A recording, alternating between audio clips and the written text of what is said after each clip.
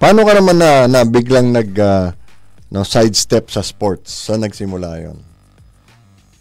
Well, nagsimula bakit 2019 eh. Kasi when I went to UCAP, ang tawag doon, United Christian Artists.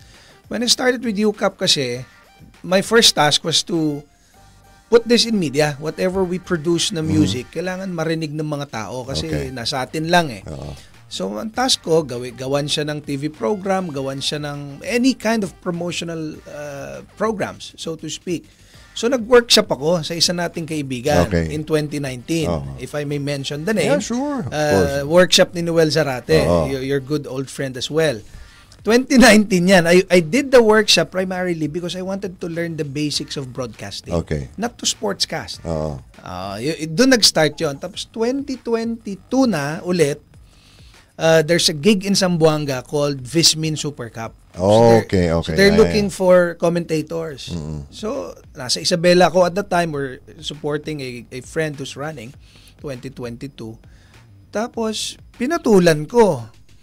Ang commissioner was Chris Bautista. Yes. And I was there with Noy Africa, ang kasama natin sa Nudge ngayon as a talent. Sandy Grumo is also there. The voice of steel.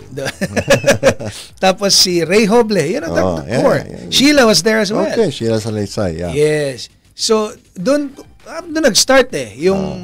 Tapos, Chris then, tinuloy niya yung kanyang ball out sports. So, nagkaroon siya, after Visminto tinuloy niya yung ball out sports. Karoon siya ng issue with costing doon sa original na producer niya, production outfit. And then, sinalo ko. Dahil alam niyang may gamit ako, usap kami, sige, saluhin natin, start natin yan. So, kaya technically in the sports world, ball out of Chris and nudge of Nori Uy, parang parehas na nag-take off on the same platform. So that's how it started. From there, yan, sunod-sunod na siya.